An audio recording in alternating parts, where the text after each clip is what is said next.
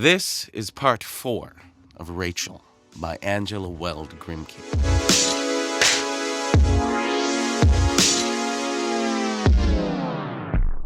Well, who's the giddy one in the family now? I don't like it. It worries me. Rachel. Have you found out yet? Shh. Really, Rachel. Jimmy will be so excited he won't be able to sleep. It's after his bedtime now. Don't you think you'd better stop? All right, Ma dear. Come on, Jimmy. Let's play old folks and sit by the fire. Thanks, big fella. You sure are something strong. I'll remember you when these people around here come for me to move pianos and such things around. Shake. I am awful strong, am I not? You sure are Hercules. And see here, don't ask me tonight who that was. I'll tell you first thing tomorrow morning, here? Come on, honey boy, and sit in my lap. I thought we were going to play old folks. We are. Do old folks sit in each other's laps? Old folks do anything. Come on. Ma, Rachel, don't, please. I like your hair like that. You're pretty. I like the feel of it. And it smells like a barn. My, how complimentary. I like that. Like a barn indeed. What's complimentary? Oh, saying nice things about me. That my hair is like a barn, for instance. Well, that is complimentary. It smells like hay. Like the hay in the barn you took me to one day last summer. Remember? Yes, honey. Ma, Rachel. Well? Tell me a story, please. It's story time now, isn't it? Well, let's see. Once upon a time, there were 2 dear little boys, and they were all alone in the world. They lived with a cruel old man and woman who made them work hard, very hard, all day, and beat them when they did not move fast enough, and always, every night before they went to bed. They slept in an attic on a rickety, narrow bed that went screech, screech whenever they moved. And in summer, they nearly died with the heat up there, and in the winter, with the cold. One wintry night, when they were both weeping very bitterly after a particularly hard beating, they suddenly heard a pleasant voice saying, "Why are you crying, little boys?" They looked up, and there, in the moonlight, by their bed, was the dearest little old lady. She was dressed in all gray from the peak of her pointed little hat to her little buckled shoes. She held a black cane, much taller than her little self. Her hair fell about her ears in tiny gray corkscrew curls, and they bobbed about as she moved. Her eyes were black and bright as, well, as that lovely white light there. No, there. And her cheeks were as red as the apple I gave you yesterday. Do you remember? "Why are you crying, little boys?" she asked again, in a lovely, low little voice. "Because we are tired and sore and hungry and cold, and we are all alone in the world, and we don't know how to laugh anymore. We should so like to laugh again." "Why, that's easy," she said. "It's just like this." And she laughed a little joyous, musical laugh. "Try," she commanded. They tried, but their laughing boxes were very rusty, and they made horrid sounds. "Well," she said, "I advise you to pack up and go away as soon as you can to the land of laughter. You'll soon learn there, I can tell you." "Is there such a land?" they asked doubtfully. "To be sure there is," she answered the least bit sharply. "We never heard of it," they said. "Well, I'm sure there must be plenty of things you never heard about," she said, in the leastest bit more sharply. "In a moment you'll be telling me flowers don't talk together, and the birds." "We never heard of such a thing," they said in surprise, their eyes like saucers.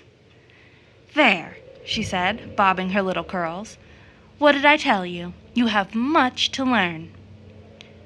"How do you get to the land of laughter?" they asked. "You go out of the eastern gate of the town just as the sun is rising, and you take the highway there and follow it. And if you go with it long enough, It will bring you to the very gates of the land of laughter. It's a long, long way from here, and it will take you many, many days." The words had scarcely left her mouth when, lo, the little lady disappeared, and where she had stood was the white square of moonlight, nothing else. And without more ado, these two little boys put their arms around each other and fell fast asleep. And in the gray, just before daybreak, they awoke and dressed, and put on their ragged caps and mittens, for it was a wintry day.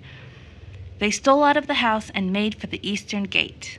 And just as they reached it and passed through, the whole east leapt into fire. All day they walked, and many days thereafter, and kindly people, by the way, took them in and gave them food and drink, and sometimes a bed at night. Often they slept by the roadside, but they didn't mind that, for the climate was delightful, not too hot and not too cold. They soon threw away their ragged little mittens. They walked for many days, and there was no land of laughter. Once they met an old man, richly dressed, with shining jewels on his fingers, and he stopped them and asked, "Where are you going so fast, little boys?" "We are going to the land of laughter," they said together gravely. "That," said the old man, "is a very foolish thing to do. Come with me, and I'll take you to the land of riches. I will cover you with garments of beauty, and give you jewels, and a castle to live in, and servants, and horses, and many things besides." And they said to him, "No, we wish to learn to laugh again. We've forgotten how, and we're going to the land of laughter." "You will regret not going with me. See if you don't," he said, and he left them in quite a huff. And they walked again, many days, and again they met an old man. He was tall and imposing looking and very dignified, and he said, "Where are you going so fast, little boys?"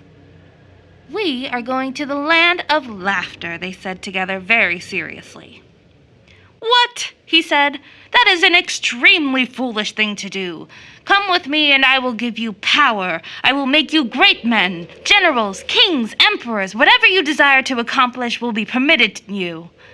And they smiled politely. "Thank you very much, but we have forgotten how to laugh, and we are going there to learn how." He looked upon them haughtily, without speaking, and disappeared. And they walked and walked more days, and they met another old man, and he was clad in rags, and his face was thin, and his eyes were unhappy. And he whispered to them, "Where are you going so fast, little boys?" "We are going to the land of laughter," they answered without a smile. "Laughter? Laughter, that is useless. Come with me, and I will show you the beauty of life through sacrifice, suffering for others. That is the only life. I come from the land of sacrifice." And they thanked him kindly, but said, "We've suffered long enough, and we've forgotten how to laugh. We would learn again." And then they went on, and he looked after them very wistfully. They walked more days, and at last they came to the land of laughter.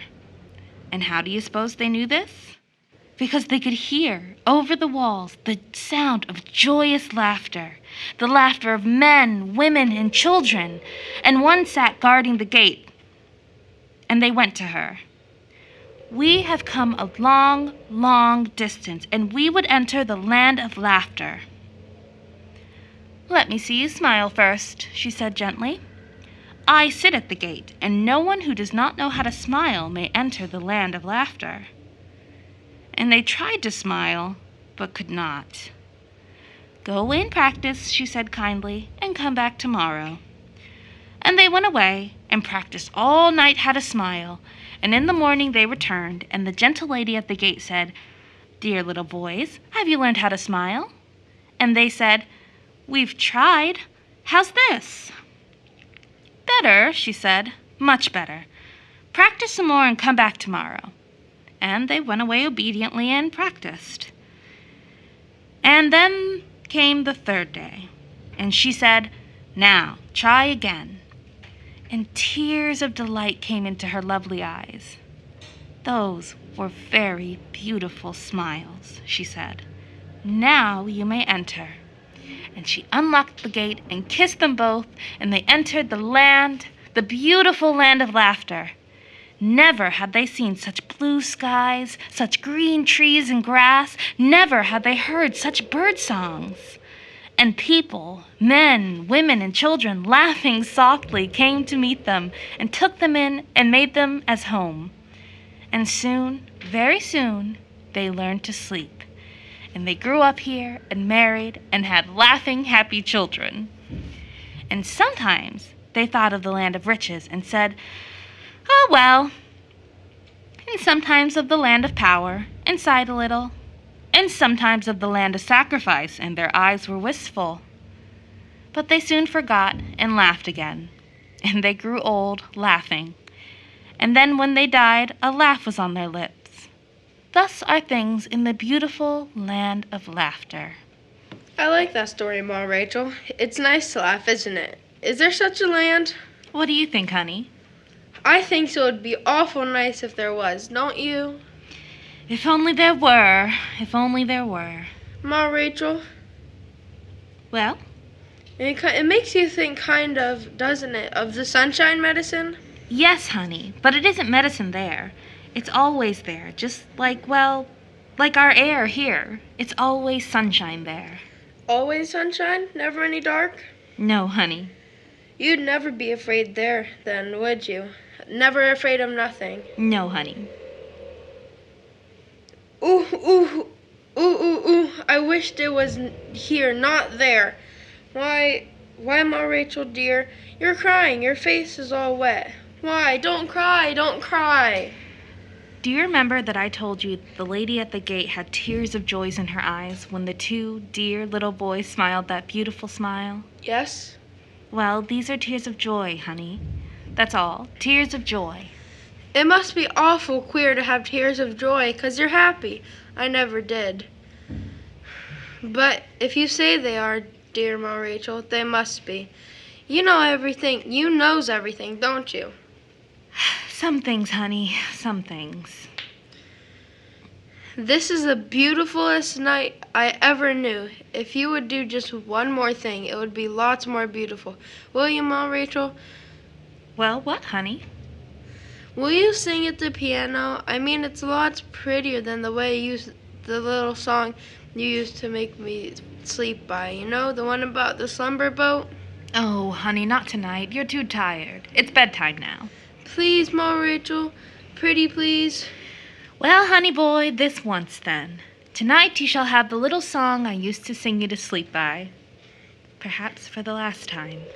Why, Ma Rachel, the last time? The last time. Sing song. That's... okay. Well, honey, how did you like it? It was lovely, Ma Rachel. Now, Ma Rachel, I am just beautifully sleepy. I think I'll perhaps go to the land of laughter tonight in my dreams. I'll go in the slumber boat and come back in the morning and tell you all about it, shall I? Yes, honey. Only don't forget to sail back again to me. Rachel, I nearly forgot.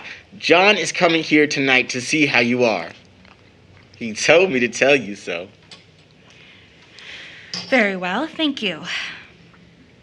Jimmy, honey, don't go tonight. Don't go without Ma Rachel. Wait for me, honey. I do wish to go, too. To the land of laughter. Think of it, Jimmy. Nothing but birds always singing, and flowers always blooming, and skies always blue, and people, all of them, always laughing, laughing. You'll wait for Ma Rachel, won't you, honey? Is there really and truly, Ma Rachel, a land of laughter? Oh, Jimmy, let's hope so. Let's pray so. I've been thinking.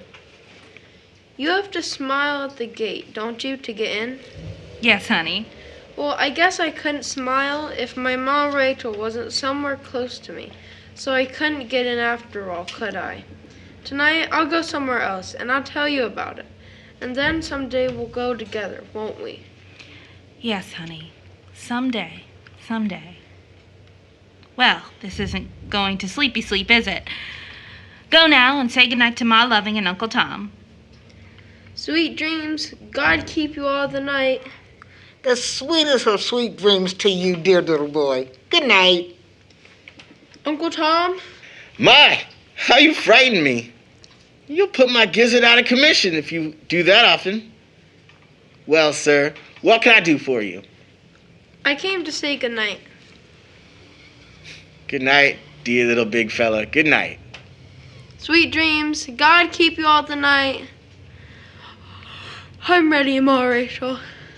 I'm so nice and sleepy. Why, Tom, what a pretty tie. Is it new? Well, no, not exactly. I've had it about a month. It's rather a beauty, isn't it? Well, I never remember seeing it. I guess not. I saw to that. Stingy. Well, I am where my ties are concerned. I've had experience. Tom, Well, won't you be home this evening? you've got a long memory, sis. I've that engagement, you know. Why? I forgot. So you have. Why? Oh, nothing. Come on, Jimmy boy. You can hardly keep those little peepers open, can you? Come on, honey. I try to make out what could have happened, but it's no use, I can't. Those 4 days she lay in bed hardly moving, scarcely speaking. Only her eyes seemed alive. I never saw such a wide, tragic look in my life. It was as though her soul had been mortally wounded. But how? How? What could have happened? I don't know. She generally tells me everything, but she avoids me now.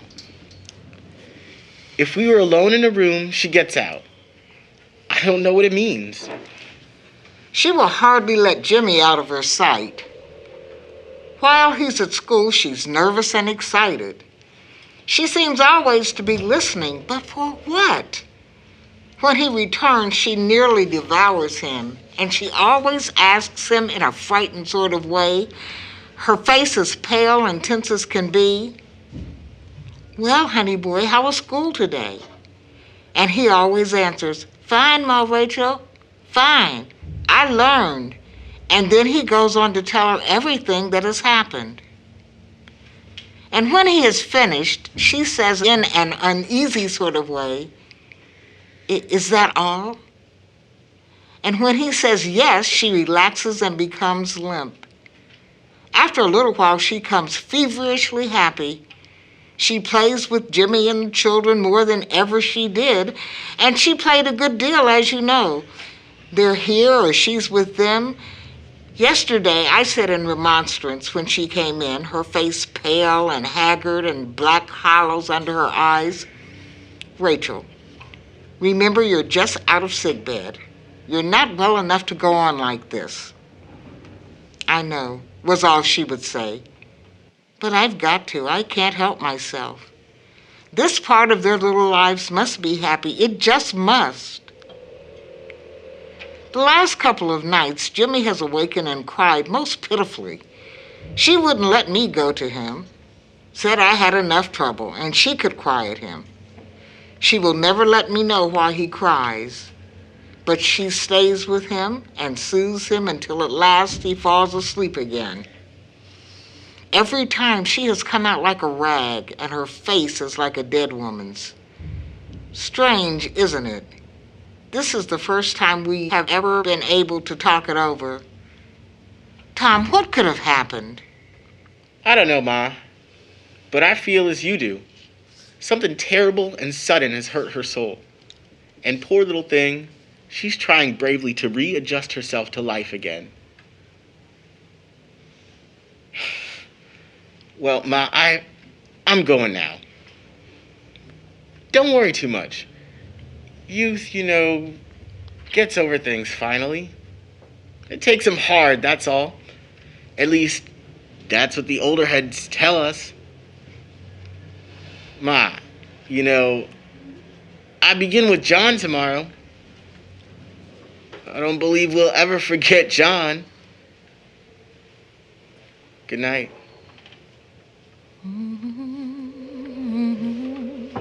He's sleeping like a top. Aren't little children, Ma dear, the sweetest things when they're all helpless and asleep? One little hand is under his cheek and he's smiling. Where's Tom? He went out a few minutes ago. Ma, you aren't going anywhere tonight, are you? I've got to go out for a short time, about 8:30.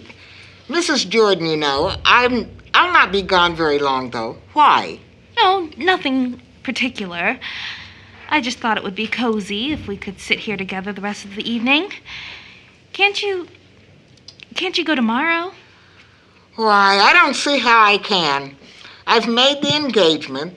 It's about a new reception gown. And she's exceedingly exacting, as you know.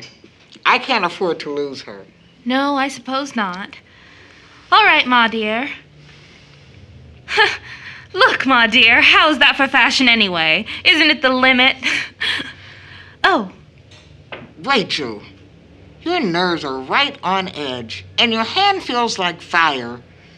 I'll have to see a doctor about you, and that's all there is to it. Nonsense, Ma dear. Just because I let out a whoop now and then and have nice warm hands. Yes. Oh, bring it right up. Ma dear, did you buy anything at Goddard's today? Yes, and I've been wondering why they were so late in delivering it. I bought it early this morning. Put it on my bed, Rachel, please. I found you first. My kitties. They're late this evening. Why so late, kitties? It's long past sleepy time. We've been playing hide and seek and having the mostest fun. We promised all of us that if we could play until 7:30 tonight, we wouldn't make any fuss about going to bed at 7 o'clock the rest of the week. It's awful hard to go. I hate going to bed. So do I. So do I.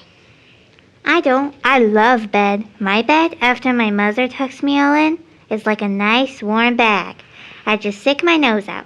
When I lift my head up, I can see the light from the dining room come in the door. I can hear my mother and father talking nice and low. And then, before I know it, I'm fast asleep. And I dream pretty things. And in about a minute, it's morning again. I love my little bed, and I love to dream. Well, I guess I love to dream too.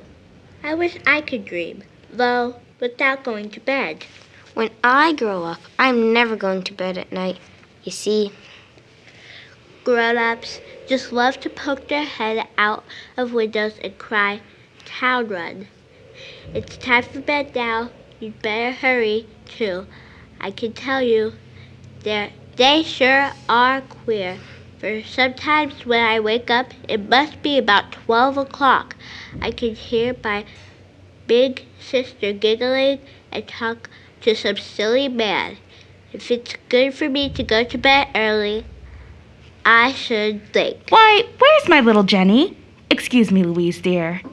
Her cold is awful bad. She coughs like this and snuffles all the time. She can't talk out loud, and she can't go to sleep. Mother says she's feverish. I think that's what she says. Jenny says she knows she could go to sleep. If you would come and sit with her a little while. I certainly will. I'll go when you do, honey. You're the very nicest grown-up. Except my mother, of course, I ever knew. You knows all about little children, and you can be one, although you're all grown up. I think you would make a lovely mother. Don't you? Yeah, I do. Come, kitties. You must go now, or your mothers will blame me for keeping you.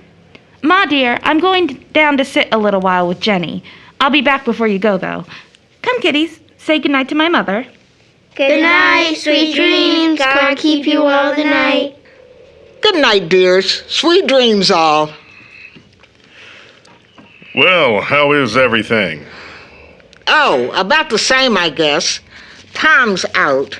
John, we'll never forget your kindness. That was nothing. And Rachel? She'll be back presently. She went to sit with a sick child for a little while. And how is she? She's not herself yet. I think she is better. Well, what did happen exactly? That's just what I don't know. When you came home, you couldn't get in. Was that it? Yes, it was just a week ago today. I was downtown all the morning. It was about 1 o'clock when I got back. I had forgotten my key. I rapped on the door and then called. There was no answer. A window was open and I could feel the air under the door, and I could hear it as the draught sucked it through. There was no other sound. Presently, I made such a noise, the people began to come out into the hall. Jimmy was in one of the flats, playing with a little girl named Mary. He told me he had left Rachel here a short time before. She had given him 4 cookies, 2 for him and 2 for Mary, and had told him he could play with her until she came to tell him lunch was ready. I saw he was getting frightened, so I got the little girl and her mother to keep him in their flat. Then, as no man was at home, I sent out for help. 3 men broke the door down. We found Rachel unconscious, lying on her face. For a few minutes, I thought she was dead. A vase had fallen over on the table, and the water had dripped through the cloth and onto the floor. There had been flowers in it. When I left, there were no flowers here. What she could have done to them, I can't say. The long stems were lying everywhere, and the flowers had been ground into the floor. I could tell that they must have been roses from the stems. After we put her to bed and called a doctor, and she finally regained consciousness, I very naturally asked her what had happened. All she would say was, "My dear, I'm too tired, please." For 4 days she lay in bed, scarcely moving, speaking only when spoken to. That first day when Jimmy came in to see her, she shrank away from him. We had to take him out and comfort him as best we could. We kept him away, almost by force, until she got up. And then she was utterly miserable when he was out of her sight. What happened, I don't know. She avoids Tom, and she won't tell me. Tom and I both believe her soul has been hurt. The trouble isn't with her body. You'll find her highly nervous. Sometimes she's very much depressed. Again, she is feverishly gay, almost reckless. What do you think about it, John? Had anybody been here, do you know? No, I don't know. I don't like to ask Rachel, and I can't ask the neighbors. No, of course not. You say there were some flowers? Yes. And the flowers were ground into the carpet? Yes. Did you happen to notice the box? They must have come in a box, don't you think? Yes, there was a box in the kitchenette. It was from Marcy's. I saw no card. It is rather strange. This has been part 4 of Rachel by Angela Weld Grimke. Rachel has been a co-production with Columbus Children's Theater. Many thanks to Kelsey Hopkins for helping us find some of our cast. Rachel is presented as part of the Good and Troubled Readings in the Dark, funded in part from a grant by the Greater Columbus Arts Council. Rachel is also presented as a continuation of the King Arts Complex's ongoing Heart of Protest series, which reminds us that the pandemics which caused the uprising have plagued us before. Perhaps we can heal in our time by looking to remedies that worked in the past, or at least learn from the ways both our ills and cures seem to cycle in similar ways. As part of Heart of Protest, we'd like to thank Easton Community Foundation and the Ohio State Bar Foundation. Platinum sponsors IMC Foundations and PNC Bank. Additional support has been provided by Ohio Humanities, the National Endowment for Humanities, the Federal CARES Act of 2020, and the King Arts Complex as operating sponsors. It features Ms. Shauna Marie Davis as Rachel, Ms. Jacqueline Shaka as Mrs. Loving, Mr. Christopher C. Austin III as John Strong, Mr. Ryan Patrick Jones as Tom Loving, Master Colin McFarlane as Jimmy, and Miss Olivia Littleman, Miss Naomi McFarlane, and Miss Ruth Mustafa as Little Mary, Little Nancy, Little Edith, Little Jenny, Little Louise, and Little Martha. Our trusty intern is Ms. Liz Hardy. Our sterling sound designer is Mr. Wade Blair II. Our productive production manager is Mr. Eli Chung. King Arts Complex's performing arts director, possibly the hardest working arts administrator in Central Ohio, is Mr. Javon Collins. Our CEO and executive director is Ms. Demetrius Neely. Oh, and I am the guy who thought it was a good idea to share this piece of art with you. My name is David S. Harewood, and I directed and produced this project. To learn more about Voices from the Sky Theatrics and Theater for All People, you can like Theater for All People, that's theater with an R-E, and King Arts Complex on Facebook or follow us on Instagram. You could also just send me, David S. Harewood, a friend request on any platform, and I should be able to send you where you need to go. If you liked what you heard and wanted to help keep us going, you can donate to future productions via Venmo, CashApp, or Zelle to @TapCBus.